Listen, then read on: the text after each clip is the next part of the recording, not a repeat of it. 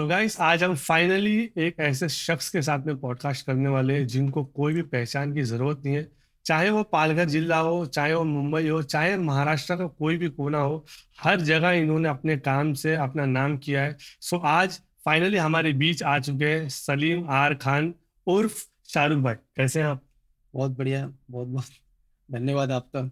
सलीम जी, जैसे सलीम आर खान, शाहरुख खान, ये क्या मतलब, ये सिमिलैरिटीज क्या है, डिफरेंस क्या है? ये शाहरुख के नाम से आप बहुत ही ज्यादा चर्चित है, बहुत ही ज्यादा फेमस है ये नाम से आप।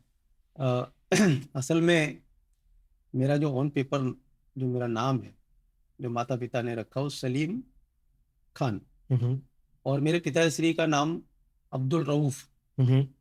तो पिताजी का नाम जो रऊफ है उसका आर है, ओके। और मेरी माँ का नाम भी आर से है। हम्म। तो आर को लेके चलता हूँ मैं। हम्म। तो वो उसके अंदर है कि सलीम आर खान। हम्म। और आज से 20 साल पहले एक थोड़ा लुक वाइज हेयर वगैरह जो है, ओके। तो एक पर्सनालिटी के हिसाब से लोगों ने एक पेट नेम दे दिया था। हम्म। तो बोलते बोलते वो बहुत फेमस हो गया। हम्म। हालांकि मैं उसमें ज़्यादा जाता नहीं हूँ, लेकिन लोग बोलते हैं और लोगों को भी पसंद है, तो ठीक है मैं बोला। करेक्ट है। और जैसे कि अभी हाल ही में हमने सर्वे जो किया था वसई विराट नाला सुपारी में, एक सर्वे किया। हालांकि आपके पास में इतना रेप्यूटेड पोस्ट है, लेकिन आप सब लोग को यही बोलते हैं कि मतलब मैं एक बहुत ही छोटा सा सिपाही हूँ एक शिवसेना का। उसके बारे में क्या कहेंगे आप? देखिए क्या है कि मैं समझता हूँ कि आप जो भी काम करते हो, पहली बात तो दिल से करना चाहिए, और वो काम करने के लिए दिल भी होना चाहिए, हम्म। ईमानदारी भी होना चाहिए। तो अगर जैसे दिखावे की जो दुनिया होती है कि हम कर कुछ रहे दिखा कुछ और रहे, जी। तो दोनों में फर्क हो जाता है। हम्म। तो मैं समझता हूं कि मैं अगर पार्टी ने मुझे भले कोई पोस्ट दी हुई है, बड़ी पोस्ट है, और उस पोस्ट का एक रिस्पेक्ट है बहुत हम्म। बड़ा, कि उसका एक प्रोटोकॉल है। आज बड़े बड़े स्टेजों पर वहां पर हमें मौका दिया जाता है, लेकिन जितनी ऊंचाई हमें हमारी पार्टी की ओर से दी जाती है, तो मैं उतना ही छोटा अपने आप को महसूस करना चाहता हूं कि कहीं ऐसा ना हो कि मैं उस ऊंचाई के चक्कर में हम्म। अपने आप को उस लेवल का समझ बैठूं। हम्म। तो मैं चाहता हूं कि लोगों के साथ में, मतलब डोर टू डोर जुड़कर रहूं, ग्राउंड लेवल पर, ग्रास लेवल पे हम काम करें, लोगों के साथ, लोगों के सुख दुख में खड़ा रहूं, हम्म। और एक पार्टी का सच्चा सिपाही बन के काम करूं, करेक्ट। एक छोटे से कार्यकर्ता के रूप ओके। जैसे आपका जो पॉलिटिकल करियर जो स्टार्ट हुआ, आपने एक 15 साल बहुजन विकास आघाड़ी को भी दिया हुआ, आपने 15 साल। उसके बाद में ऑल ऑफ सडन ऐसा क्या हो गया कि मतलब आपने वो पार्टी छोड़ दी? में। नहीं, मुझे पार्टी में जो हमारे वो बहुजन विकास आघाड़ी में जो भी बड़े लोग हैं, हम्म। मुझे उनसे कोई दिक्कत नहीं। हम्म। और क्यों, मैं समझता हूँ कि मुझे उन्होंने भी बहुत प्यार दिया, और ऐसा नहीं है, वो लोग भी जानते हैं, मैं भी जानता हूँ, कभी उन्होंने रे करके मुझे नहीं बोला। जी। तो जिसके साथ में जो रिलेशन है, या जिसकी जो अच्छाई हो बयान करने में, कभी पीछे नहीं हटना चाहिए। हम्म। लेकिन क्या था कि जैसे एक रिंग होता है, हम्म। और नंबर 1, नंबर 2, नंबर 3, ऐसे एक रिंग होते हैं, फर्स्ट सेकंड थर्ड। हम्म। उन रिंग के अंदर जो लोग होते हैं ना, हम्म। तो वो रोज सुबह शाम मिलते हैं। हम कभी महीने में मिले, 2 महीने में मिले, 6 महीने में मिले, लेकिन जो मिलता है वो काम हमारा देखता है, हम्म। तो खुद तो नहीं कर पाता है। करेक्ट। तो सोचता क्या है वो, कि मैं इसके जैसा काम नहीं कर पा रहा हूँ, हम्म। तो क्या करूं। तो एक काम करते, इसके काम को बदनाम करते, बदनाम करते। करेक्ट। वो जाके वहां पे गलत तरीके से उनको अपडेट करता हम्म। या उनको ब्रीफिंग करता। हम्म। उस चक्कर में क्या हुआ कि मैंने देखा कि मैं एक पिछले समय भी कहीं पे पूछा गया था ये सवाल मुझसे। हम्म। तो मैंने इसका जवाब दिया था कि देखो, जो मेन रिंग के मेन लोग हैं उनसे कभी मुझे तकलीफ नहीं, हम्म। और मैं कभी उनके बारे में कभी मैं बोल भी नहीं सकता। करेक्ट। लेकिन जो टैलेंट मेरे अंदर है, खूबी मेरे अंदर है, हम्म। और मैंने अगर किसी के लिए अपनी जवानी का वो अनमोल हम्म। वक्त, एक एक लम्हा अगर मैंने किसी को दिया है, सही। तो उसको कदर होनी चाहिए ना। होनी चाहिए, होनी उसको ये कदर होना चाहिए कि यार 10, 12 साल, 15 साल अगर तुम 5 मिनट के लिए किसी को रोक दो चाहिए। कि वेटिंग में रहना, मैं फोन करता हूँ या बेल बजाता हूँ, हम्म। और 7 मिनट होंगे ना भाई, वो घड़ी देखेगा ये सब। आप सही। समझे। सही। लेकिन कोई 10 साल से तुम्हारे साथ काम कर रहा है, 15 साल से काम कर रहा है, हम्म, और तुम्हें कोई गुमराह कर रहा है, तो तुम्हारा काम है एक अच्छी पार्टी लेकर तुम चल रहे हो, हम्म, तो तुम्हें यह सोचना चाहिए कि मेरे लिए एक एक बंदा मेरे पार्टी का वो मैटर करता है। बेटर। तो किसी ने उनसे कहा था कि त्याच्याकडे 10 मत नहीं, हम्म, 10 वोट नहीं है उसके पास। हम्म, तो उस चीज को कई लोगों ने हकीकत में मान बैठे हम्म, और उस पर उन्होंने मोहर लगा दी, ओके। यानी कि ओके कर दिया, हाँ इसके पास 10 वोट नहीं है। नहीं।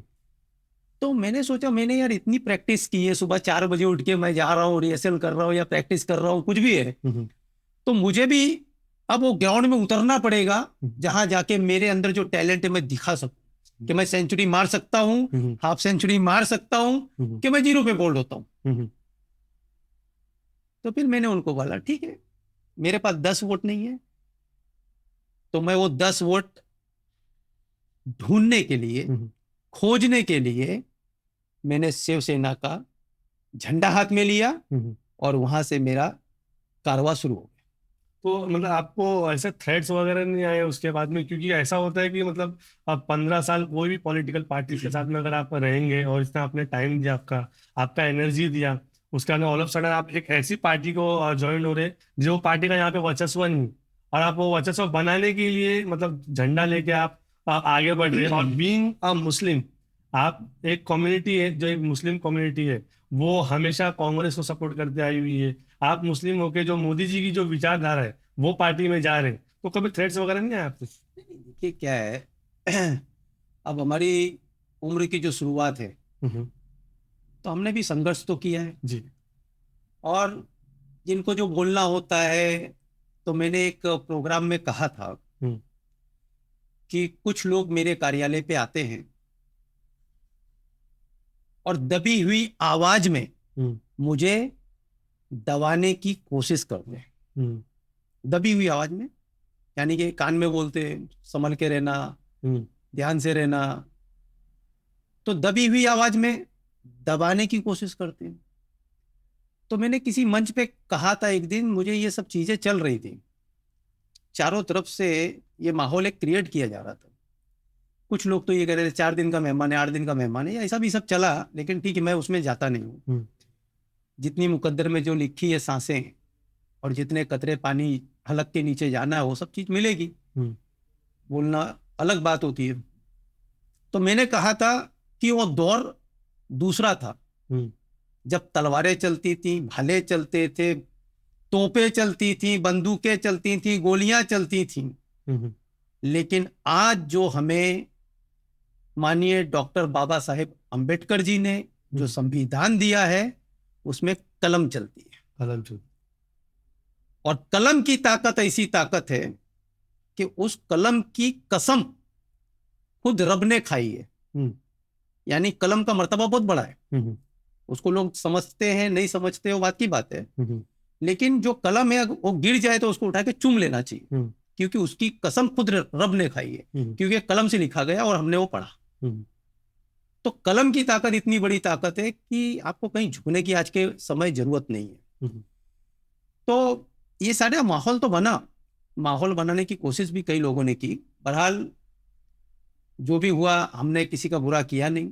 वक्त के साथ साथ लोगों को समझ में आने लगा कि जो लोग कहीं कान भरते थे, लोगों को जो गुमराह करते थे, तो उनके उनके चेहरे से भी नकाब उठ गया। हम्म, और फिर जिस तरीके से हमें जवाबदारी दी गई, हमने अपना बाखूबी काम निभाया, तो हमारे जो सीनियर हैं उनको भी पता चल गया हम्म, कि एक्चुअल में ये प्रैक्टिकल काम करने वाला बंदा है हम्म, या कुछ और इसके मन में है। हम्म। तो दोनों चीजें क्लियर हो जैसे आपने 20 या 19 में आपने शिवसेना ज्वाइन, जब आप गई। प्रवेश किए शिवसेना के अंदर, हम्म, बहुजन विकास आघाड़ी छोड़ के, तभी उद्धव ठाकरे जी थे, जो सीएम हमारे बने उद्धव ठाकरे जी।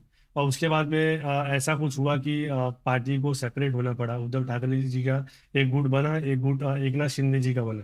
तो 2019 में जब आपने ज्वाइन किया उद्धव ठाकरे जी का गुट, और अभी जो ये प्रेजेंट टाइम में आप शिंदे जी के साथ में, तो ऐसा क्या हो गया कि मतलब आपने उद्धव ठाकरे जी का सपोर्ट नहीं किया और शिंदे जी के साथ में आ गए? देखिए सबसे पहले जब मैं आया था 2019 में, यहाँ पर 3 जन उतरे थे उम्मीदवार। माननीय प्रदीप शर्मा साहब थे, एक विजय पाटिल जी करके थे, एक इधर तरे जी करके थे। तो इनको शिवसेना ने, शिवसेना की तरफ से 3 उम्मीदवार थे।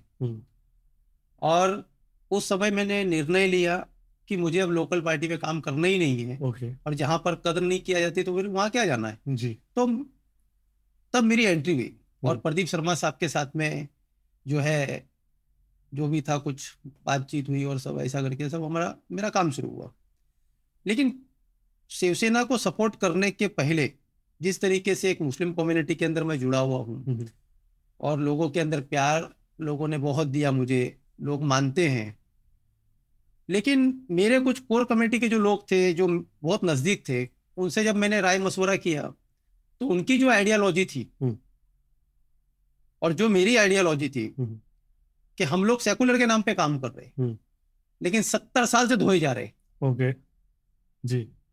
कोई आ गया हम सेकुलर, उसने धोया, कोई आया हम सेकुलर, इसने धोया, कोई आया वो हम सेकुलर, उसने ग्राउंड में फुटबॉल की तरह खेला, ये मार रहा है उधर से, वो मार रहा है उधर से। मैं बोला भाई जिसके भी साथ काम करना है, भले कोई कड़वा बोले, तीखा बोले, चिमटी ले, चलेगा, लेकिन ऐसे के साथ काम करना है कि उसका रिजल्ट बाद में अच्छा है।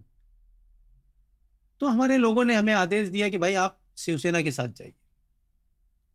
हमने उनका आदेश का पालन किया और उस समय भारतीय जनता पार्टी और शिवसेना दोनों का झंडा लेकर यहां पर हमारे उम्मीदवार मैदान में उतरे और हमने भी प्रचार किया, प्रसार किया, कैंपेनिंग की, डंके की चोट पे की। उस समय भी हमें दबाने के लिए बहुत कोशिश की गई, लेकिन हम ये थोड़ी ना सोच के आए थे कि हमें कोई दबाने की कोशिश करेगा और हम रिटर्न हो जाएंगे। नहीं, हमें काम करना है और हमने काम किया। अब उसके बाद जब चुनाव हो गए, रिजल्ट आ गया, तो पता चला कि हमारी जो शिवसेना के प्रमुख थे, पक्ष प्रमुख माननीय उद्धव जी ठाकरे साहब जी, अब उनका जहन बदला। तो जो पार्टी में मैं पहले नहीं गया, कांग्रेस में, राष्ट्रवादी में नहीं गया, अदरवाइज जो भी सेकुलरिज्म के नाम पर काम करती हैं, मैं उस समय किसी भी पार्टी में जाना चाहता, मुझे बड़ी पोस्ट मिलती, बड़े पद पे जाता जी। मेरे 1 to 1 सबसे अच्छे ताल्लुकात थे और सब रहे, लेकिन मैं उस चीज में जाना नहीं चाहता। मैं बोला जीरो से शुरू करूंगा और काम करके दिखाऊंगा। तो जब हमने उस समय हम उनके साथ नहीं गए, बराबर, तो अब ये चले गए, हम तो नहीं गए थे। मैं मुस्लिम समाज से आता हूँ, मुस्लिम समाज से हूँ, मेरी फैमिली और हमारे दोस्त अहबाब, हमारे भाई बहन जो भी हमारे हमसे जुड़े हैं लोग, वो लोगों को थोड़े टाइम के लिए ऐतराज हुआ कि तुमने ये कदम क्यों उठाया, तुम्हें पता है आप किधर जा रहे हो। कई लोग आए, बोले अरे आपने हाथ में भगवा झंडा ले लिया शिवसेना का। अरे मैं बोला भैया तुम जाओ हरा झंडा ले लो साथ में, क्या करोगे भाई। बात कलर की और रंग की भी नहीं, लोगों का ऐतराज हुआ। लेकिन उसके बाद आप बताइए कि जब शिंदे साहब, जब उन्होंने अपना निर्णय लिया, उन्होंने निर्णय लेने के बाद जब वो अलग हुए और फिर उसके बाद में वो महाराष्ट्र के मुख्यमंत्री बने जी, तो उसके बाद में हम शिंदे साहब के साथ आए। अब शिंदे साहब के साथ आए तो लोगों ने कहा कि भाई आपने उद्धव जी को छोड़ दिया जी, आप शिंदे साहब के साथ क्यों गए। तो जिस तरीके से पूरे महाराष्ट्र में, पूरे भारत के अंदर या देश विदेश में एक साउंड था, मतलब एक इतना साउंड था कि गद्दार गद्दार जी, गद्दार जी, तो काफी लोग हम लोगों को भी बोलते थे भाई ये इन्होंने भी गद्दारी की, इन्होंने ये भी गद्दार हैं। इस तरीके से हम लोग भी कंट्रोवर्सी में थे। लेकिन मैंने लोगों को समझाना चाहा कि मैं गद्दार हूं, आप मुझे बोल रहे हैं तो ऑलरेडी तुम मुझे पहले भी जो बुरा भला बोलना था बोल चुके। जब मैंने 2019 में जब शिवसेना का झंडा लिया, तुमने जितनी मेरी बुराई करनी थी कर ली, करेक्ट। बराबर। और तब से लेकर अब तक मैं काम कर रहा हूं पार्टी में। हम्म, अब मेरी बुराई क्यों कर रहे हैं? बोले अब तुमने गद्दारी की। बोले अब कौन सी गद्दारी की? आप मुझे बताओ मैंने कौन सी गद्दारी कौन की? सी गद्दारी? तो बोले शिंदे साहब जो है वो मोदी जी के साथ चले गए। हम्म, तो मेरा मोदी जी के साथ चले गए शिंदे साहब और मैं शिंदे साहब के साथ आया, ये गद्दारी? बोले हाँ। तो मेरा जब 2019 में मैं आया था तब भारतीय जनता पार्टी और शिवसेना दोनों झंडे एक साथ में थे। एक साथ में। हाँ, तब मैं आया ना। अगर उसके बाद में मैं आया होता तो आपका बोलने का हक था। करेक्ट। आप मुझे बोल सकते थे कि आपने गद्दारी की, मैं मानता हूं। लेकिन असल में देखा जाए कि चुनाव होने के बाद भारतीय जनता पार्टी का साथ छोड़ने वाला कौन और फिर कांग्रेस से हाथ मिलाने वाले कौन? जी। तो जो लोगों ने उसके बाद में हाथ मिलाया, उसके पहले मैं एंटर हुआ। करेक्ट। अगर मैं उसके बाद में एंटर होता ना तो समाज के लोग भी बोलने का हक रखते। लेकिन मुझे आज अच्छा है कि मुझे फक्र होता है इस बात पर कि जो मैंने सोच बनाई थी उस सोच पर मैं आज कायम हूँ। जी। और कितना डिफिकल्ट हुआ आपके लिए, मतलब ये जो चीज आपको, जो भी टॉन्ट्स वगैरह मारे गए, आपको क्रिटिसाइज किया गया, आपको ऐसे जगह पे लाके खड़ा किया गया, साहब भी आपने बोला कि मुझे भी लोग गद्दार बोलते थे, तो कितना डिफिकल्ट हुआ और वो चीज साहब बाहर कैसे? नहीं नहीं, देखिए क्या हो गया मुझे इस बात पे मेरे साथ में एक वाकया हुआ। यानी मेरे घर में मेरा बेटा जो है 10 साल का है जी। छोटा बेटा। तो जब हम लोग शिंदे साहब के साथ गए तो कुछ फोटो थे जो वायरल हो रहे, क्योंकि वसई तालुके में से 3 लोग मतलब शिंदे साहब के साथ गए और शिंदे साहब ने रात को 2:30 बजे हमको जवाबदारी का एक पत्र दिया। 3 जन को हमारे वसई तालुके में। तो उस समय जो है मैं फोटो जो खींच रहे होंगे तो कहीं ऐसा मेरा हाथ ऐसा, या तो मैं ऐसा कुछ कर रहा हूँ या तो कुछ ऐसा, वो फोटो मेरा सोशल मीडिया पे वायरल हुआ। ओके। और कमेंट बहुत सारे चल रहे थे उसमें। सोसाइटी में बहुत सारे लोग फेसबुक पे जुड़े हुए हैं, व्हाट्सएप ग्रुप है, तो उसमें कहीं ना कहीं मेरा फोटो वायरल ग्रुप सोसाइटी में भी हुआ कि मैं भी शिंदे साहब के साथ गया। तो मेरे बेटे को बताया गया कि शिंदे साहब ने गद्दारी की और अभी पता है तेरे डैडी ने भी गद्दारी की। तो बच्चे हैं तो तुरंत एकदम इमोशनल हो गया जाते बच्चे। हाँ। कि ऐसा क्या हुआ, तो रोने जैसा हो गया। तो उसको खूब बोले तेरे डैडी ने गद्दारी की, तेरा बाप भी गद्दार है, ये जैसा आपने देखा होगा दीवार पिक्चर में वो अमिताभ बोलता है जा पहले उसका ला मेरा बाप चोर है, वो ऐसा वाला सीन कि तेरा बाप भी गद्दार है। तो आया मेरे को बोलता है कि डैडी मुझे एक बात पूछनी है लेकिन आप यस या नो बोलोगे। आपके पास 2 ऑप्शन है, एक यस बोलना है या तो नो बोलना है। तो बोला बोलना क्या बात है? तो बोले शिंदे साहब ने गद्दारी की है और वो मोदी जी के साथ में गए, तो क्या डैडी तुमने भी गद्दारी की है क्या? तुम भी शिंदे साहब के साथ गए क्या?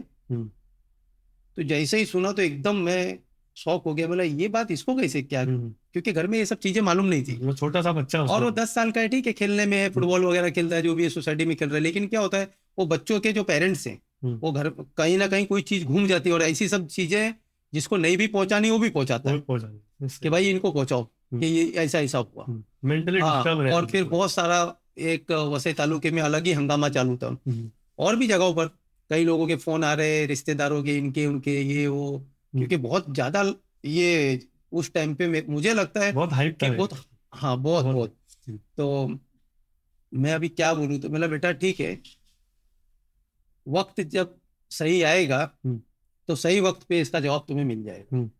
लेकिन मैं आज जो है तुम्हें इसका जवाब नहीं दे सकता।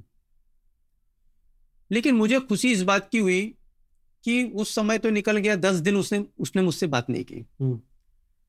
10 दिन तक वो मुझे ऐसा देखता, मैं उसको देखता, अरे मेरा बेटा तू आ मेरे पास, नहीं आता। बोले तुम गद्दार हो। और 10 दिन तक वो बोलता है तुम डैडी गद्दार हो, ऐसा रो रो के बोले। अरे यार, मैं बोला यार क्या हो गया इसको। तो मैंने भी बोला ठीक है लेट गो करते अपन, थोड़ा इग्नोर करना शुरू किया उसको, बात ही नहीं कर रहा था मैं भी। लेकिन एक दिन क्या हो गया, मैं मुंबई गया, हाजी अली शरीफ के यहाँ से जो अभी आपका काम हुआ है, सब ब्रिज हाँ, ब्रिज सब, ब्रिज वगैरह बना हुआ हाँ, अभी। हाँ, हाँ। तो वहाँ से मैं उसको लेके जा रहा था, हम्म, और चर्च गेट जाना था मुझे, तो बाई कार हम लोग जा रहे थे। हम्म, तो देख के बहुत खुश हो गया, हम्म, बोले डैडी क्या है ये, क्या सब, बोले, और टनल में से अंदर उसमें से गए हम्म, तो बहुत खुश हो गया। हम्म, तो बोले सब डैडी किसने किया? बोला बेटा तू बोल रहा था ना हम्म, कि तुम जिसके साथ गए हो उन्होंने गद्दारी की, हम्म, तुम भी गद्दार हो। हम्म, बोला बेटा ये शिंदे साहब की सरकार में हुआ है, हम्म, महायुति और शिंदे साहब की सरकार में हुआ है। हम्म, और आज जो मुंबई का नक्शा बदल रहा है हम्म, और जो महाराष्ट्र में जो काम हो रहे हैं, हम्म, मैं बोला आज जो काम जिस तरीके से हो रहे बेटा, हम्म, उससे पहले वो काम बहुत स्लो हो चुके थे। बहुत स्लो है। तो उसने शिंदे साहब को समझना शुरू किया। हम्म, लेकिन आज वो दिन है कि अभी वो आज के डेट में शिंदे साहब का फैन बन गया है। हम्म, तो फैन बना इस बुनियाद पर नहीं, हम्म, उसने देखा, और मुझे इस बात का फक्र है कि शिंदे साहब ने रात दिन मेहनत कर कर हम्म, इस महाराष्ट्र को बता दिया, और इसमें ये कामयाब हो गए हम्म, कि मैं रुकने वाला नहीं, मैं झुकने वाला नहीं, जी, मैं काम कर कर तुम्हारा दिल जीतूंगा और काम करके तुम्हें दिखाऊंगा। और वो दिखा दिया, जी। काम उन्होंने किया, मेहनत उन्होंने की, लेकिन आज इज्जत उस बच्चे के सामने मेरी बच गई। आपकी वजह। जैसे आपने बोला शिंदे जी मतलब अपने काम से बोलते बातों से बोलते नहीं, सिर्फ काम और काम। तो उनके ही फुटस्टेप आप भी फॉलो कर रहे हैं। और आपने भी ये जो वसई तालुका है अपना, पालघर है, यहाँ पे आपने बहुत ज्यादा आपने काम किया हुआ है। कोई भी टॉपिक हो, कोई मुद्दा हो, उस पर एकदम बेपाक अपनी आप राय रखते हैं। कहीं पे सड़क का काम हो, बिजली का पानी का काम हो, वाटर का काम हो, कुछ भी काम हो, जैसे अवैध निर्माण अभी चालू थे, उनमें भी आपने बहुत ही तकरार किया हुआ था। उसके बारे में कुछ बताएंगे हमारे जो व्यूअर्स उनको? नहीं देखिए, जो अवैध काम हो रहे हैं, मैंने कहा कि जो चुनाव होने से पहले जो चीजें बन चुकी है, हम्म, तो उनको तकलीफ ना दी जाए। हम्म, और नया काम जो हो रहा है, तो जैसे जिस तरीके से आज वसई विरार तीसरी मुंबई कहा जाता है, हम्म, और यहाँ का एक जो सुंदरीकरण होना चाहिए और सुंदर वसई दिखना चाहिए, हम्म, तो मैं चाहता हूँ कि आने वाला जो वक्त है, आने वाली जनरेशन को एक अच्छा इंफ्रा मिले। हम्म, हाँ, हम्म, अच्छा यहाँ का वातावरण हो, पर्यावरण अच्छा हो। हम्म, लेकिन आज जिस तरीके से लोग चंद पैसों के लिए यहाँ का जो, समझो, पर्यावरण के साथ में खिलवाड़ हो रहा है, अवैध खनन हो रहे हैं, रोड रास्ते नहीं है। आज आप देख लोगे यूट्यूब पर जाकर, तो आए दिन हम जैसे लोगों का नाम भी लोग नेगेटिव में चलाते हैं। हम्म, भाई मैं यहाँ पर कोई बहुत ज़्यादा तो पावर में तो हूँ नहीं, लेकिन जो ऑलरेडी पहले यहाँ रूम या गाले या चौल या लोड बेरिंग या जो बड़े बड़े वेयर हाउस ये जो बनने थे बन गए। अब उनके लिए बनने के लिए मैं एग्जांपल देना चाहता हूँ कि जैसे एक फैमिली में हम्म, 4 लोग हैं, आपके पास एक मोटरसाइकिल है या एक कार है, हम्म, लेकिन जैसे ही आपका बच्चा बड़ा हो जाएगा, उसका भी लाइसेंस बन गया, हम्म, उसने भी बाइक ले ली या कार ले ली, कार ले ली, अब आपको 2 पार्किंग चाहिए, सही है। फिर ऐसा, और आपने आपके मिसेस के लिए ले ली। हम्म, तो जो हमारा रोड है वो तो ऑलरेडी उतना ही है, या बिल्कुल। सोसाइटी में जो हमारी पार्किंग की जगह वो तो उतनी ही है। हम्म, लेकिन अगर हर व्यक्ति के पास अगर 3-3 2-2 गाड़ियां होंगी, हम्म, तो जाहिर सी बात है कि चारों तरफ से बंद होने के बाद में गाड़ियां बाहर लगना शुरू हो जाएंगी। करेक्ट है। तो ये वसई अपना नाला सुपारा हाईवे से हम्म, नाला सुपारा स्टेशन को जोड़ने वाला जो रोड है, हम्म, या वसई को जोड़ने वाला रोड है, वो थोड़ा ब्रॉड हुआ है। हम्म, लेकिन यहाँ के जो छोटे छोटे रास्ते हैं, अब वहां पर आपने रोड तो बड़ा किया नहीं, हम्म, अंदर का रोड बड़ा नहीं है, गटर नाले बड़े नहीं है, और जो ऑलरेडी डेवलप हो चुका है, हम्म, तो वो डेवलप हो चुका, तुम उसको हटा नहीं सकते हो। नहीं हटा। हाँ, और बाद में फिर कहीं जगह खाली दिख रही, तुम वहां पर भी बड़े बड़े शेड बना रहे हो। हम्म, तो कुछ प्लानिंग तो होना चाहिए ना आपके पास। हम्म, तो मेरा बोलना इतना था कि जो हो गया पहले वो हो गया अभी, लेकिन आने वाले टाइम में जब हमारी यहाँ पे महानगर पालिका, अगर आपके पास रोड वगैरह अगर अच्छा है, तो आपको 1.8 आई थिंक कुछ FSI दे रही है, हाँ, तो आप लीगल करो ना। हम्म, अभी आप देखेंगे पूना के अंदर हम्म, जो भंगार मार्केट थी, वो सब डेमोलेस हो गई। हम्म, आप देखेंगे मुमरा के अंदर कोई खान कंपाउंड था, वो डेमोलेस हुआ। हम्म, आप देखेंगे वापी के अंदर गाला मसाला, हम्म, वहाँ की भी मेरे काफी जानने वाले लोग हैं। हम्म, तो क्योंकि उनको क्या है कि जैसे अगर एक बड़ा इन्होंने वेयर हाउस ले लिया, गोडाउन ले लिया, तो जो महानगर पालिका को जाना चाहिए टैक्स वो भी तो नहीं जाता है, वो भी तो नहीं है, और गंदगी अलग से फैला के रखे। अलग से फैल रही। जब उन्हें काम करना तो लीगल करे ना, लीगल में करे। तो मेरा एक ऑब्जेक्शन ये था, और कुछ बीच में कुछ था, कुछ मामला, उस वजह से मैंने उस चीज को उठाया कि भाई देखिए कि मेरा किसी से कोई कनेक्शन नहीं है, और ना कभी मैं किसी के बीच में गिरता हूँ। मेरा सिर्फ इतना बोलना है कि अच्छा काम करो, ताकि आने वाला समय जो है उसमें किसी को तकलीफ ना हो। करेक्ट। और जैसे नाला सुपारा में जैसे बोला जाता है कि बाहर के जो लोग हैं वो बहुत ही इजीली आ जाते हैं यहाँ पे, और बहुत ही इजीली रूम्स अवेलेबल हो जाते हैं। जैसे कि अभी हाल ही में हमने एक न्यूज़ सुना था, बांग्लादेशी लोग भी बहुत सारे आए हुए थे, तो मतलब ये इजीली रूम वगैरह प्रोवाइड हो जाता है उनको। तो वो चीज़ के बारे में फिर आपका क्या है? नहीं, मैं इसके खिलाफ हूँ। देखिए क्या है, ये भारत देश हमारा है जी। और यहाँ पर जो भी हम भारतीय हैं, तो हमारी सबकी जिम्मेदारी, हम सब सिपाही हैं जी। हम सब जिम्मेदार हैं। अभी जिस तरीके से अभी हमारे प्रशासन की तरफ से एक मुहिम चलाई गई, कुछ 80 लोगों को यहाँ से नाला सुपारा से कहीं से बांग्लादेशी थे, तो ये जो चीज है ये मुहिम चलनी चाहिए। क्योंकि होता क्या है कि कौन कहाँ से आ रहा है क्या नहीं है, उसका क्या डेटा है। और कोई भी यहाँ पर अगर रूम दे रहा है 2000-1500 रुपए में रूम दे रहा है, और गलत आदमी को दे रहा है जी, और कल अगर यहाँ पे कोई घटना घटी, कोई मामला हुआ, कोई वातावरण बिगड़ा, तो इसका जवाबदार कौन? बोलते हैं ना, एक मछली खराब होती है पूरे समंदर को खराब करने का कोशिश करती है, वैसे तालाब को। तो वैसे ही होता है ना कि कोई गलत करके जाएगा, तो यहाँ जो एक्चुअल मुस्लिम समाज के लोग रहते हैं अच्छे, जो आज बरसों से यहाँ रह रहे, लेकिन कभी किसी ने नहीं सुना होगा, कभी किसी को नहीं लगा होगा। आज मुझसे कितने लोग बोलते हैं, कितने लोग मिलते हैं, हम लोग त्योहारों में एक दूसरे को मिलते हैं, मुलाकातें होती हैं, लेकिन जो गलत लोग आ रहे हैं उन लोगों से उनको भी कहीं ना कहीं वो हिचकते। मैं क्लियर बोल रहा हूँ जी। और मैं चाहता हूं कि प्रशासन ने इस पे जोर देना चाहिए, और ऐसे लोगों को लेकर जो ये मुहिम चलाई, ऐसी मुहिम हर जगह चलनी चाहिए जी, ताकि कि वो जो गलत लोग हैं वो उनका एक्सपोज किया जाए, उनको लाया जाए और उनको जहाँ रिपोर्ट करना कर दिया जाए। और इसी के ऊपर हमारे जो मोदी जी है वो एनआरसी लेके आए थे, मतलब बहुत सारे लोगों को तो उसका और यही नहीं मालूम है, मतलब फुल फॉर्म भी नहीं मालूम है, और लेकिन वो जो उसको अपोज करने के लिए बहुत बड़ी बड़ी रैलियां निकालते, उसके बारे में कुछ बोलेंगे आप? देखिए एनआरसी जो है, पहली बात तो कैसा है कि मुस्लिम समाज के बहुत से लोग इसको समझने में नाकाम है जी। मैं कहीं ना कहीं एक धार्मिक लोगों के साथ जुड़ा हुआ हूँ, मैं अपने कई सारे उलमा हैं, बड़े बड़े लोग हैं, मैं सबसे मिलता जुलता हूँ, मेरी मुलाकात होती। तो ये सब चीज़ें जो है हम लोग जब एक दूसरे से मालूम करते हैं कि जो एनआरसी को लेके, तो एनआरसी क्या है भाई, जब हम इस भारत देश में रहते हैं, है ना, और मेरी उम्र कितनी है, मेरे पिताजी के पिताजी, यानी मेरे दादा परदादा लकड़ दादा बोलते हैं, तो अगर हमारी 7 पुश्तों तलक की जानकारी मेरे पास खुद के पास है कि मेरे दादा का नाम ये है, मेरे उमराव है, मेरे परदादा का नाम बरकत खान है, हाँ, तो ऐसे मेरे को जब सिजरा मेरे पास है, तो मुझे एनआरसी से क्यों डर? मैं क्यों डरूंगा एनआरसी से?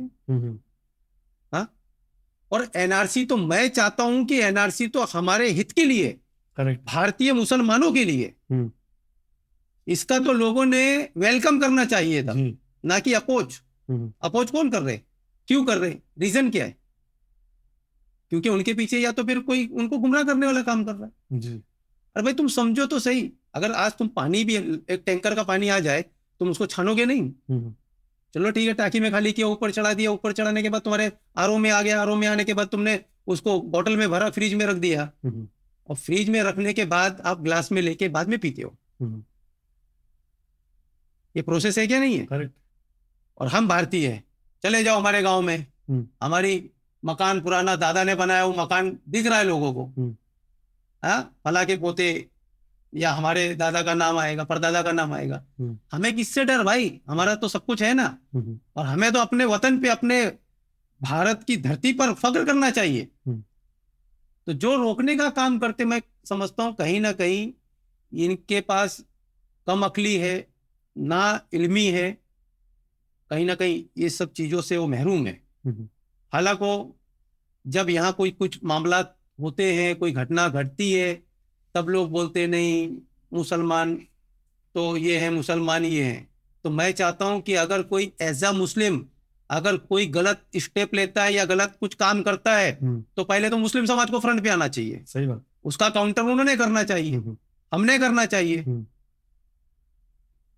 हाँ, कि खाली बोलने के लिए, तो बोलने के लिए क्या कंट्रीब्यूशन क्या है, मुस्लिम समाज ने अपना कंट्रीब्यूशन भी देना चाहिए। आज मैं शिवसेना में हूं, मुझे फख्र है, मैं पार्टी के जरिए कम से कम अपने देश हित के लिए और समाज हित के लिए कार्य तो कर रहा हूँ जी। तो आपकी पार्टी ने और एक जैसे मोदी जी ने और एक लाया, ट्रिपल तलाक भी लेके आया था, उसको भी बहुत अपोज किए, उसको भी बोले ट्रिपल तलाक नहीं होना चाहिए। मतलब ये सारी चीजों में क्या था, थोड़ा रोशनी डालेंगे इसके ऊपर? देखिए क्या है, ट्रिपल तलाक बोलने से लोगों को ये लगा कि आज मोदी जी का अनाउंसमेंट हुआ, जैसे नोटबंदी हुई, तो लोग डर गए कि नोट इधर उधर करने लगे। तो लोगों को लगा शायद ट्रिपल तलाक का भी यही है कि सुबह सबका डिवोर्स हो जाएगा, तलाक हो जाएगी। बराबर है। उनको एक्चुअल में कोई भी चीज है उसको समझो।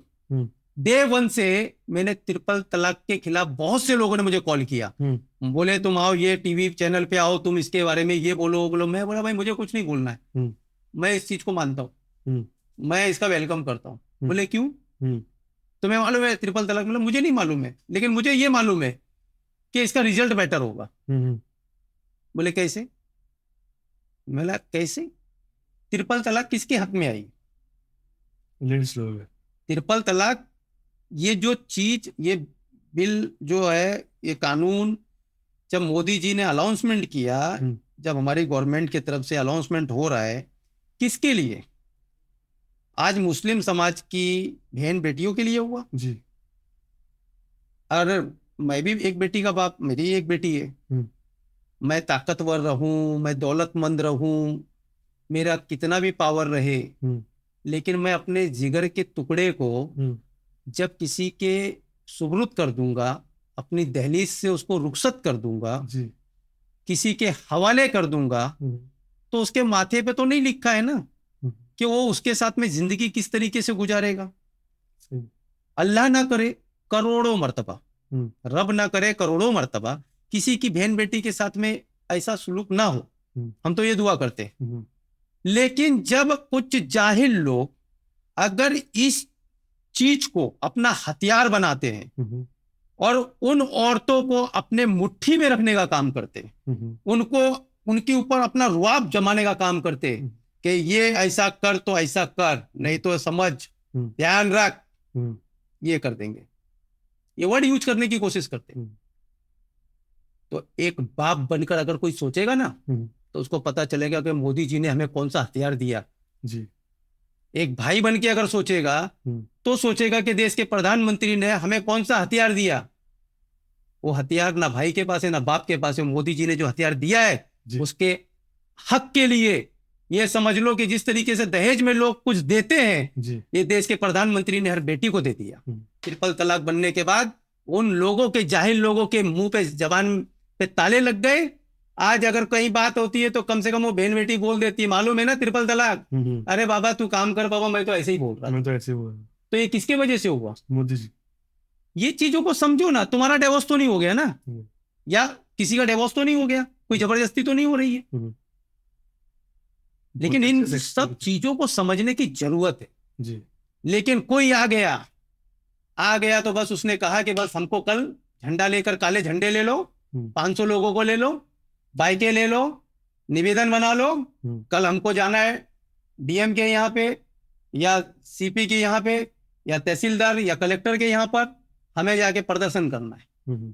अरे भाई पहले उन लोगों को चाहिए, मैं आपके माध्यम से उन लोगों से भी ये रिक्वेस्ट करना चाहूंगा कि जब कोई चीज आए तो उसको तुम जानो, समझो, उसकी डिप में जाओ, उसकी डिटेल क्या है, इससे आने वाले टाइम में तुम पर क्या इफेक्ट पड़ रहा है।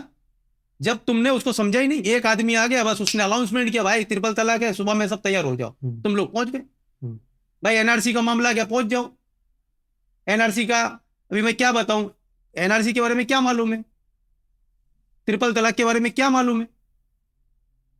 कोई चीज है उसको पहले आप समझो, समझने के बाद अपना कदम आगे बढ़ो। कोई तुम्हें गुमराह कर रहा है, पहले ये समझो कि इसका मकसद क्या है, और इसने अपना पास्ट कैसे गुजरा उसको भी देखो, इसका खुद का बैकग्राउंड क्या है, इसकी छवि क्या है, लोगों के बीच में ये खुद कौन सा काम करके ये अपना घर चला रहा है, चलो वो भी देख लो।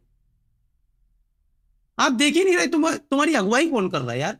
तुम पढ़े लिखे हो, समझदार हो, सूझबूझ रखते हो, और अच्छी सोसाइटी में उठ रहे बैठ रहे, लेकिन किसी ने कहा कि एनआरसी के विरोध में जाना है, ट्रिपल तलाक के विरोध में जाना है, तुम झंडा लेके पहुंच गए भाई, मतलब जैसे पूरे भारत को तुम बदल दोगे।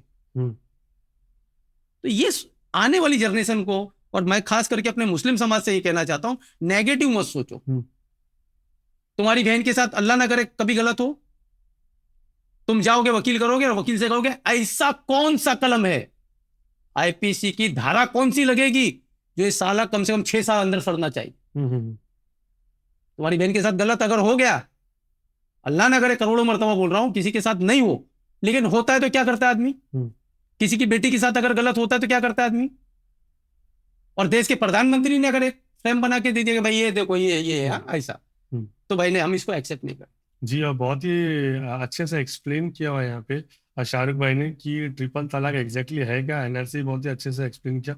हाल ही में शाहरुख भाई, जिसे अभी पहलगाम का जो अटैक हुआ उसमें भी शिंदे जी का बहुत ही ज्यादा सहयोग था। तो जो पहलगाम का जो अटैक है उसके बारे में कुछ बोलेंगे, क्योंकि देखिए पाकिस्तान से अटैक होता है, हरदम पाकिस्तान का ही एक इम्पोर्टेंट रोल प्ले करता है हिंदुस्तान पे अटैक करने का।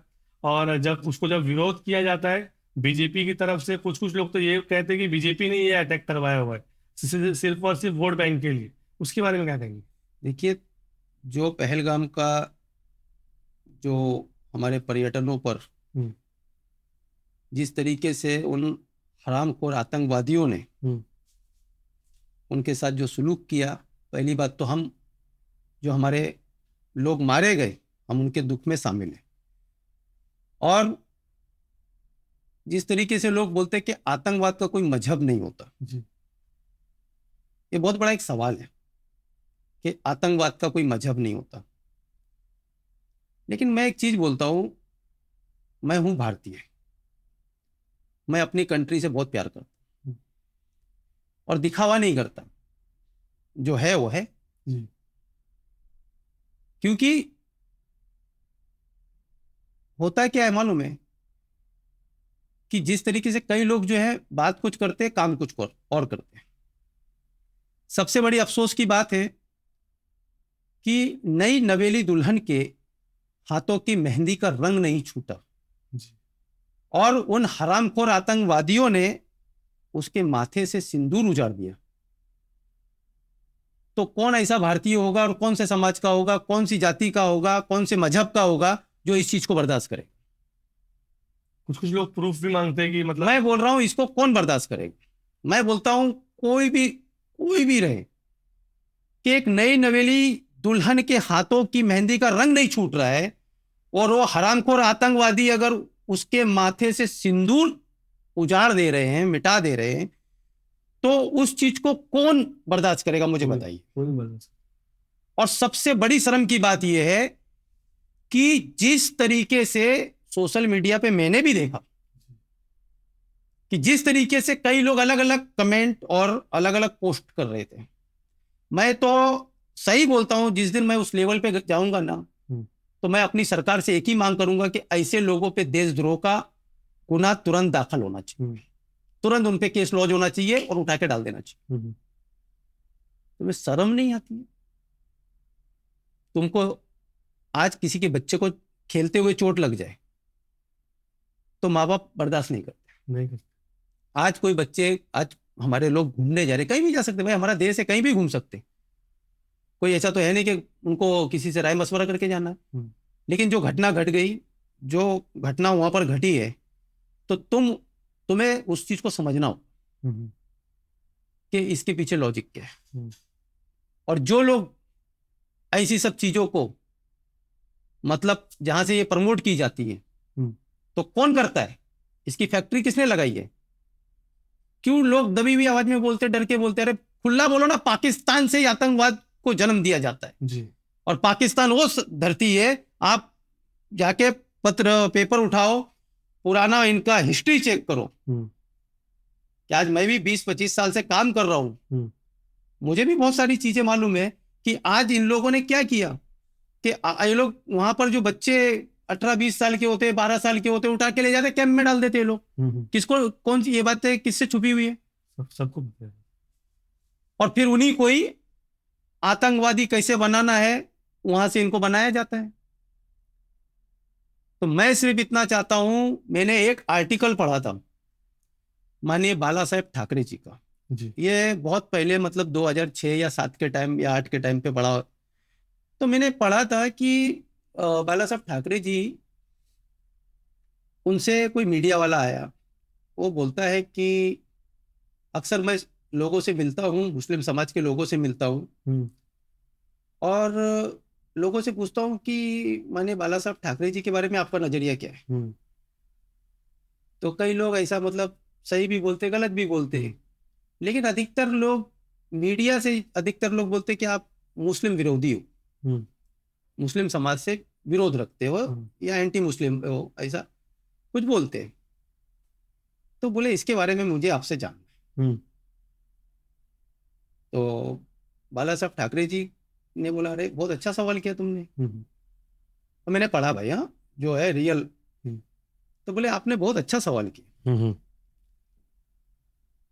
बोले मैं भी मुस्लिम समाज से मिलता हूँ, हम्म, लेकिन मुस्लिम समाज के लोगों से जब पूछता हूँ और भाई कैसे हो, हम्म, आपके हालचाल कैसे, तो वो बोलते हैं कि साहब आपकी दुआएं हैं, आशीर्वाद है, हम्म, अच्छे से हूँ। बस अब क्या उम्र हो गई है, अल्लाह अल्लाह करके वक्त कट जाए।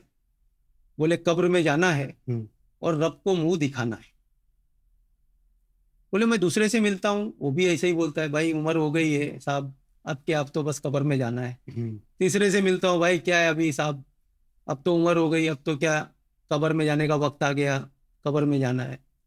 तो जो लोग हमेशा ये सोचते हैं कि भाई अभी क्या, अपना तो हो गया, अपने को कब्र में जाना है और रब को मुंह दिखाना है, हम्म, तो भला मैं उस शख्स से, उस आदमी से, उस समाज से मैं कैसे उसका विरोध कर सकता हूं? उसने तो तीसरी बात की नहीं कभी। ये।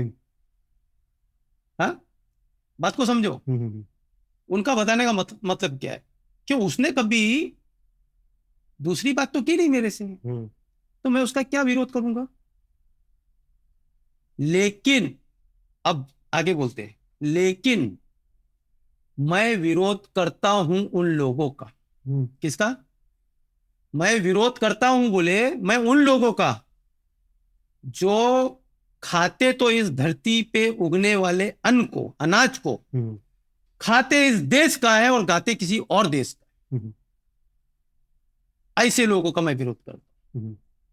अब ये बात खट्ट करके दिमाग में बैठ गई। हम्म, मैं बोला आज से फैसला कर लेता हूं, हम्म, कोई तीखा बोले चलेगा, हम्म, चिमटी ले चलेगा, हम्म, लेकिन कड़वा बोलने वाला हमारा दुश्मन नहीं होता। जी।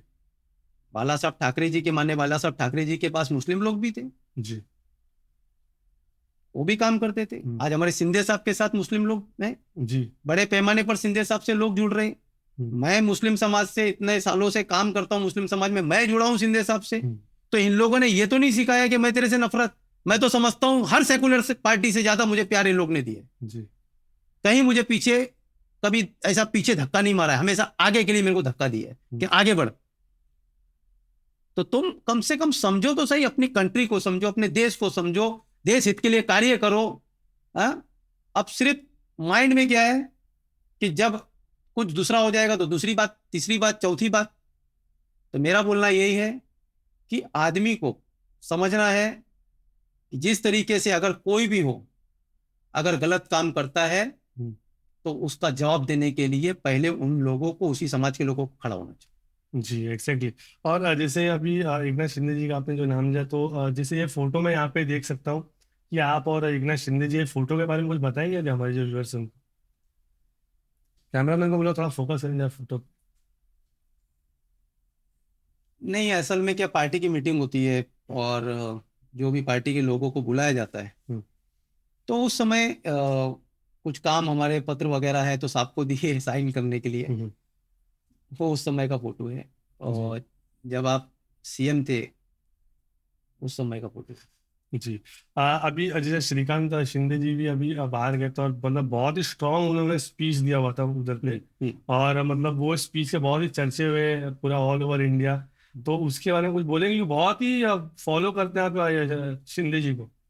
देखिए क्या है कि सबसे पहली बात तो मैं शिंदे साहब का धन्यवाद करना चाहता हूँ कि जिन्होंने अपने जिगर के टुकड़े को विदेश भेजा। जी। किस लिए भेजा? अपने देश की मजबूती के लिए, और उस देश को एक्सपोज करने के लिए कि जो हमेशा भोला प्यारा बनने की कोशिश करता रहता है, ढोंग करता रहता है। जी। उसके चेहरे से नकाब उठाने के लिए शिंदे साहब चाहते तो अपने और भी कई लोग थे उनको भी भेज सकते थे कि विदेश में अलग अलग मुल्कों में जाना है। शायद 4 देशों में आप गए श्रीकांत शिंदे जी, और उन्होंने अपनी देश की बात वहां रखी और इस नापाक पाकिस्तान को बेनकाब करने का काम किया। तो यहां पर किसी को भी भेज सकते थे, लेकिन उन्होंने अपने जिगर के टुकड़े को क्यों भेजा? ये बहुत बहादुरी का काम है। एक बहादुर कोई होगा वही ये काम कर सकता है।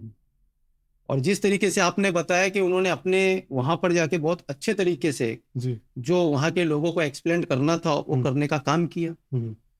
तो इस पर मुझे एक शेर याद आया कि इन्होंने काम किया और उस सामने वाले को किस तरीके से बेनकाब करना है। तो श्रीकांत शिंदे साहब के लिए मेरे तरफ से एक शेर है जो मेरे जहन में आ रहा है कि कागज का ये लिवाज, कागज का ये लिवाज बदन से उतार दे। समझे? कागज का ये लिवाज बदन से उतार दे, बादल बरस गए तो चेहरा किसे दिखाएगा। बहुत यानी कि जहां साला आतंकवाद को जन्म दिया जा रहा हो, आतंकवादियों जहां आतंकवादी पनप रहे हो और वो भोला बनने का काम कर रहा है, तो उनके लिए यही चीज है ना कि कागज का अगर वो लिवाज बना ले और कागज के लिवाज में चाहेंगे कि जब जमजम बारिश हो मूसलाधार, तो वो कागज का लिवाज उनके बदन पे रह जाएगा क्या? आज तुम आके पहलगाम में आकर तुम अगर निहत्ते लोगों पर, खेलते कूदते लोगों पर आज जाकर तुम ये आतंकवादी हमला करोगे और बाद में तुम भोला बनने का कोशिश करोगे, तो क्या हम भारतीय उसको एक्सेप्ट कर लेंगे? तो वो उनको बेनकाब करने का काम ये श्रीकांत शिंदे साहब ने किया। और मैं जिस दिन मिलूंगा उनसे, इंशाल्लाह जब मेरी मुलाकात हो, अभी क्योंकि अभी तो बहुत बिजी शेड्यूल है उनका, अपने भारत देश का तिरंगा लेकर उनको सल्यूट करूंगा। और यही मेरा भी ये है कि अब मुलाकात होगी तो मेरी उनसे इस तरीके से होगी कि उन्होंने जो काम किया, हम युवाओं का सर, उन्होंने अपने पिताजी माननीय एकनाथ जी शिंदे साहब का सर ऊंचा नहीं किया, उन्होंने पूरे भारत के नौजवानों का भी सर ऊंचा किया। जी। तो मतलब आपको ऐसा नहीं लग रहा है कि मतलब इतनी अच्छी आपकी फैन फॉलोइंग है, अच्छे सारे लोग आपको सपोर्ट कर रहे हैं, क्या अभी वक्त आ गया है कि एमएलए का टिकट लेके एमएलए का नहीं चाहिए? मुझे कोई इलेक्शन नहीं लड़ना है जी, सिर्फ पार्टी का कार्यकर्ता बन के काम करना है जी। और मुझे इलेक्शन वगैरह लड़ने में कोई दिलचस्पी नहीं है। बाकी का हम अपने नेता के लिए काम करते रहेंगे जी। जो नेताजी का आदेश रहेगा हमारे सीनियर लोगों का, वो काम करेंगे हम। अभी इलेक्शन अभी आ ही रहे, बहुत ही नजदीक का इलेक्शन है, तो मतलब कौन सी रिस्पॉन्सिबिलिटी ऐसी है और कौन से क्षेत्र की रिस्पॉन्सिबिलिटी आपको चाहिए, या फिर कोई भी ऑल ओवर महाराष्ट्र कोई भी रिस्पॉन्सिबिलिटी आपको अगर पार्टी देगी तो फिर उसके ऊपर आप खरे उतरेंगे? देखिए क्या है कि हम तो पार्टी के एक सिपाही, पार्टी की तरफ से आदेश आया कि यहाँ ड्यूटी पे लग जाओ, जो पॉइंट दे देंगे हम वहां ड्यूटी पे लग जाएंगे। अभी हाल में ही आपने देखा होगा लोकसभा हुई, महायुति की तरफ से हमारे सांसद पालगढ़ जिला के अंदर जीत के आए। तो जो हमें जवाबदारी दी गई थी, जो काम दिया गया था, हम कर रहे थे। हमने ईमानदारी से काम किया, अच्छा परफॉर्म किया। विधानसभा हुई, बोईसर विधानसभा से हमें जो जवाबदारी दी गई, हमने काम किया, हमारे विधायक जीत के आए। अब सामने महानगर पालिका का चुनाव है, अगर हमारी पार्टी चाहे जहां पर भी हमारी ड्यूटी लगा देगी, तो वहां एक के सिपाही के रूप में हम खड़े हो जाएंगे और अपना काम करना शुरू कर देंगे। जी। तो कभी ऐसा होता है कि मतलब पार्टी से कुछ फंडिंग वगैरह आपको आती होगी कि मतलब कुछ पूरा सेल्फ फंडिंग है आपका? नहीं, देखिए क्या इसमें फंडिंग की यहाँ तो कोई हमें तो जरूरत है नहीं, हम तो साधारण आदमी है। जी। दाल चावल तो फिर को यहाँ बनता है बेसिक, एक पापड़ के साथ, वही हम लोगों का भोजन है। और दूसरा कोई नशा विशा तो है नहीं। बस पार्टी का काम यहाँ से मेरा बिजनेस है, अपना बिजनेस भी करता हूँ, बाजू में पार्टी ऑफिस, ये पार्टी ऑफिस है, पार्टी ऑफिस में आके पार्टी का काम करता हूँ। और अपना जो पहले से 20-25 साल से हमारा काम जो चल रहा है, वो काम हमारा है, तो उस तरीके से हमारा कंटिन्यू चलता रहता है। बाकी का पार्टी से ऐसा कोई हमारा ना कोई स्वार्थ है, बस ये है कि हमारी पार्टी अच्छा काम करे, लोगों का काम जिस तरीके से हो रहा है, जिस तरीके से रुके हुए जो काम थे वो हो रहे हैं। शिंदे साहब एक अच्छे तरीके से महाराष्ट्र को लेके चल रहे, फडणवीस जी अच्छा काम कर रहे, तो जिस तरीके से महायुति का एक तालमेल है, चल रहा है, तो हम समझते हैं कि अगर चलता रहेगा, कभी ना कभी जिस तरीके से अभी हम लोग अगर समझो एक पोस्ट करते हैं, कभी कोई एक उसके अंदर वर्ड अगर कुछ गलत होता है, तो उसको करेक्शन के लिए 25 लोगों का फोन आएगा कि साहब बघा जरा बघून घ्या, ते चुकीचा नाव टाकला है, या कोई बोले गलत नाम डाल दिया, ये नाम ऐसा नहीं ऐसा है। तो ऐसे ही इतने साल से काम कर रहे, तो पार्टी में कैसा होता है, एक रिपोर्ट कार्ड होता है। तो पार्टी जब जहां जो जवाबदारी देगी, हम सिपाही बन के काम करेंगे, उसको आगे बढ़ाएंगे। बाकी करना हमें कॉर्पोरेशन नहीं लड़नी, ना हमें कोई इलेक्शन लड़ना है। हाँ, एक ऐसा बोल देता हूँ, क्या होता है कि मैं माइनॉरिटी से हूँ, मतलब मैं तो बोलता नहीं, मैं तो सबके लिए काम करता हूँ। मैं कोई मुसलमानों का या मुस्लिम समाज का ये नहीं कि मैं उनको लेके चलता हूँ, मैं तो सबके लिए काम करता हूँ। मेरे यहाँ पर हर समाज के लोग आते हैं। कल पार्टी फ्यूचर में अगर कहीं कोई अगर जवाबदारी या कमेटी वगैरह में लेगी, तो पार्टी का बड़कपन होगा। जी। बाकी का मुझे कोई चुनाव नहीं करना है। जी। जैसे आपने बोला अभी माइनॉरिटी की आपने बात किया, तो मतलब एक बहुत ही अच्छा स्ट्रॉन्ग वोट बैंक है, और ये नाला सुपारा होगा, विरार होगा, वसई होगा, ये पूरा जो एरिया है वहाँ पे। लेकिन आप जो है आप ऐसे पार्टी को सपोर्ट कर रहे हैं जो मतलब कि अपोजिट डायरेक्शन में ही है, मतलब एक हिसाब से अगर मैं देखूं। नहीं, लोगों की सोच बदल चुकी है। जी। मैं जान रहा हूँ, पहले लोग थे ना कि उनको लगता था कि कांग्रेस अगर जिस दिन हट गई, तो ये समझ लेना कि हमको उठा के पाकिस्तान भेज दिया जाएगा। जी। जी। बात समझ रहे हो ना? ये लोगों की सोच बनाई गई थी, और लोग सर्वे करें, ये सोच बन चुकी थी लोगों की कि अगर तुमने कांग्रेस को वोट नहीं किया या कांग्रेस का साथ नहीं दिया, तो फिर समझ लो देश निकाला हो जाएगा तुम्हारा। क्या मालूम क्या क्या लोगों ने भरम फैला रखे। लेकिन मैं काम कर रहा हूं ना। एक समय था कि जब कोई बड़ी बड़ी सभाएं हुआ करती थी, मैं जाता था तो एकदम लास्ट में ऐसे वो जो बांधा रहता है तिरपा, ये समझो पर्दे वगैरह, ऐसा पकड़ के खड़े रहना, भाषण सुनना, क्राउड में रहना, क्राउड में जाके बैठ जाना, कुर्सी नहीं मिलती खड़े रहना। तो आज ये समझ लो कि आप कहीं जा रहे हो और ये समझ रहे कि मैं कुछ हूं, तो पहले तो आपको कुर्सी ढूंढना है, फिर आप समझ रहे हैं मैं बहुत कुछ हूं, तो आप बोलोगे कि भाई कहीं वीआईपी पास मिल जाए। फिर आप सोचोगे नहीं मैं इससे भी ज्यादा कुछ हूं, तो सोचोगे वीवीआईपी पास मिल जाए। और जब पार्टी में तुम सोचोगे मेरा कोई एक लेवल है, तो आपको कहीं स्टेज के नीचे जाने को मिलेगा। तब आपको वो सिक्योरिटी क्रॉस करनी है। तब तुमको पास कौन सा लगेगा? दूसरा वाला पास लगेगा, जो ऑलरेडी तुम्हारे नाम से बन के आए। फिर आपको स्टेज पे जाना है। अब स्टेज पे गए तो आपको बैठने को कुर्सी नहीं मिल रही है, कहीं इधर पे, कहीं उधर पे, कहीं उधर पे, लास्ट पे। और चलो मैं बोलता हूं कि आज स्टेज पे कुर्सी मिल गई, लेकिन उसके बाद आदमी सोचता है कि सेंटर वाली कुर्सी मिले या पीछे मिले, ताकि मैं कैमरे में आऊं, फ्रेम में आऊं। लेकिन ऐसी पार्टी, जिस पार्टी ने मुझ जैसे एक छोटे से कार्यकर्ता को एक सभा के अंदर नहीं, कई मर्तबा सभाओं के अंदर मुझे माइक दिया और माइक पे 10-10 मिनट बोलने का मौका दिया, तो उस पार्टी का विश्वास मुझ पर कितना होगा। जी। कि एक मुस्लिम कम्युनिटी से एक लड़का है, उसको आज ये शिवसेना पार्टी स्टेज पर माइक दे रही है, 10 मिनट बोलने का मौका दे रही है, यानी कि उन्होंने मुझ पर कहीं ना कहीं ट्रस्ट तो किया होगा ना। सही।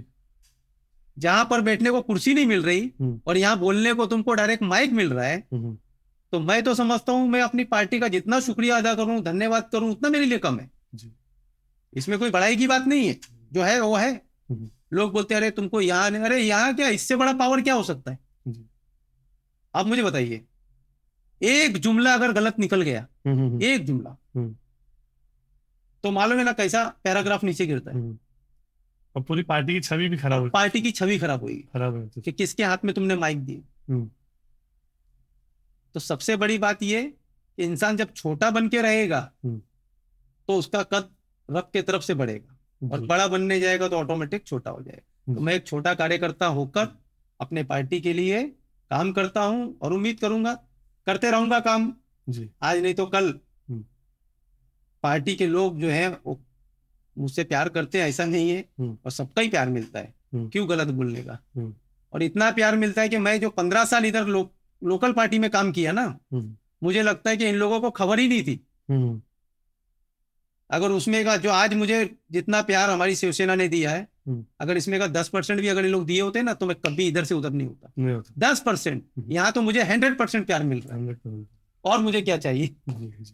जाते जाते जो हमारे जो व्यूअर्स अभी देख रहे हैं, तो उनको मतलब अभी क्या बोलना चाहेंगे आप, और जो आपकी जो कम्युनिटी है, मुस्लिम कम्युनिटी है, क्या बोलना चाहेंगे? क्योंकि अभी आने वाले टाइम में बहुत सारी ऐसी योजनाएं निकलने वाली जिसका विरोध भी होगा। नहीं, मैं बस इतना कहना चाहता हूं कि खास करके मुस्लिम समाज से, कि किसी की गलत बात को लेकर, किसी के बहकावे में आकर, और अगर कोई तुम्हें गुमराह करने का काम कर रहा है, तो पहली बात तो आप खुद पढ़े लिखे हो, समझदार हो, एक सूझबूझ रखने वाले हो, तो अपनी अकल से काम लो। हो सकता है कि मैंने जो बात अपनी रखी, बहुत सारे लोगों को ये डाइजेस्ट नहीं होगी, मैं ये भी मानता हूं, लेकिन मैं ये भी जानता हूं कि ये उन लोगों को डाइजेस्ट नहीं होगी कि जो पढ़े लिखे नहीं है, या जो आज के माहौल को नहीं समझ रहे। क्योंकि मैं ये समझ रहा हूं कि आज का युवा जो है, मुस्लिम समाज के अंदर युवाओं की सोच बदल रही, और लोग सही चीज को देखना चाहते हैं। ठीक है, अभी पूरे वर्ल्ड लेवल पे अलग अलग माहौल चल रहा है, अलग अलग सब जगह का अलग अलग कुछ ना कुछ है, लेकिन एक होता है ना कि किसी के महल को देखकर अपने झोपड़ी को हम आग तो नहीं लगाएंगे। हमें ये सोचना है कि हम जो हैं खुश हैं, बस इतना है। ये लोग अपने समझ कर चलें, और समाज के लिए एक अच्छा काम करें, समाज हित के लिए काम करें, देश हित के लिए काम करें, और सही और गलत को समझें, किसी के बहकावे में, उकसावे में ना आए। क्योंकि होता क्या है कि जरा किसी ने एक फोन करके बोल दिया तो उसका देखेंगे नहीं इसके पीछे क्या है, और जब तक ये पता करने जाएंगे तब तक माहौल खराब कर देंगे जी। तो ये सब चीजें जो है युवाओं की तरफ से खास करके होती हैं, ये सब चीजें नहीं होनी चाहिए। और अच्छे लोगों के साथ में, अच्छी सोसाइटी में रहो, अच्छे लोगों का साथ पकड़ो। ठीक है, जिसको जहां अच्छा लग रहा रहे, कोई दिक्कत नहीं है। मैं ये नहीं कहूंगा कि तुम इधर मत रहो, उधर मत रहो। जिसको जो अच्छा लगे वो अपनी जिंदगी अपने तौर तरीके से जी सकता है, लेकिन सही लोगों का साथ पकड़ो। तुम्हें कोई कड़वा बोले बर्दाश्त करो, टेढ़ा बोले बर्दाश्त करो, क्योंकि मैं समझता हूं कि मैंने 15-20 साल जो जिस तरीके से गुजारे, कि एक छोटे से छोटे इंसान ने भी मुझ पर कमेंट पास किए, लेकिन आज वही छोटा इंसान, मैं ये नहीं कहूंगा, आके दुआएं भी दे रहा है कि बेटा मैं गलत था।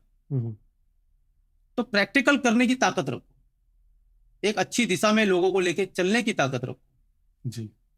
तो बेसिकली जितने भी जो हमारे यूथ है, उनको शाहरुख भाई एक ही मैसेज दे रहे हैं कि अच्छे लोगों के साथ में रहो, अच्छे से नॉलेज लो, चीज़ों को सीखो आप, और जो भी है उसको इम्प्लीमेंट करने के पहले 2 बार 10 बार आप सोचो, और उसके बाद ही फिर वो चीज़ को आप इम्प्लीमेंट करो। Thank you so much Shahrukh भाई, आप बहुत बहुत धन्यवाद। थैंक यू सो मच, और आज बहुत अच्छा लगा आपसे बात करके जी। और इंशाल्लाह जिंदगी सलामत रही तो आगे फिर मुलाकात होगी जी। थैंक यू सो मच, और पार्ट 2 हम बहुत जल्दी लेके आएंगे। Thank you so much.